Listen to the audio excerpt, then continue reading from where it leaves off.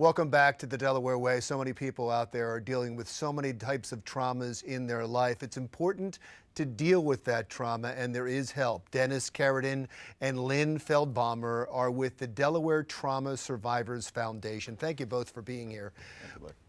Before you, in the segment before you, Dr. Rattay from the health department was here, and I showed her a little bit about your organization, and she said, "Oh, that's wonderful."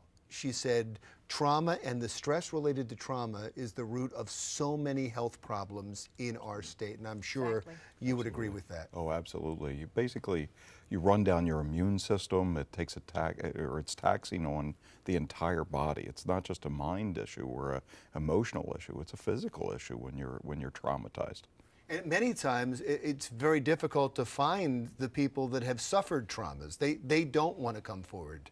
A lot of times they don't know where to go to get that help. We're the best kept secret. We have a screening process that they go online, they fill out kind of the incident, they fill out where they are located in the world. Right now we have clinicians in about 40 different states, with Delaware being I guess our mother state, as we should call it. And when they fill that out, we try to hook them up with the best trauma therapist possible. So it could go from a motor vehicle collision, it could go from a natural disaster like recently with Harvey and Irma and even Maria, and it could even go into the Las Vegas shooting, where we have clinicians in the area. As long as they reach out, we can get them the help they need. Now, you mentioned Las Vegas. Are you both going out to Las Vegas? Dennis will be going. What will you do there?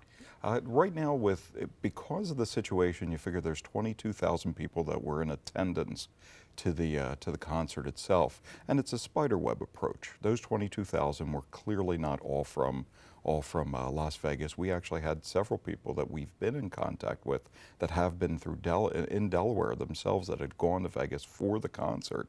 So that spiderweb effect happens, but we look at the businesses in Las Vegas, the hospitals, the police, the fire, the ambulance.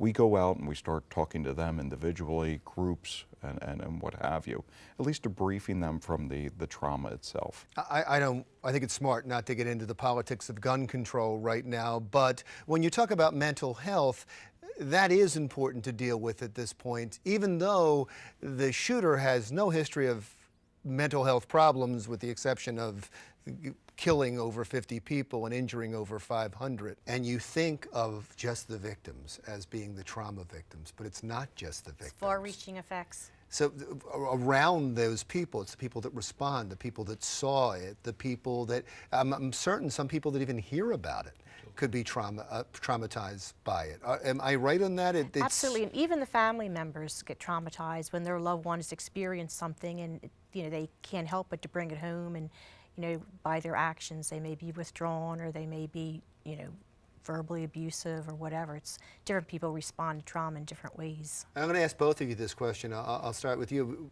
How does that play out? Now, you have a trauma in your life. The trauma goes away. The trauma's not, it shouldn't be affecting you anymore, but it does.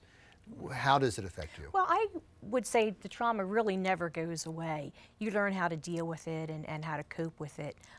The memory, I think, will always be there, but it's just a matter of learning ways to cope with it and know what your key buttons might be, what triggers those memories to come back. Is that with every trauma victim, where some people can handle it and some people can't?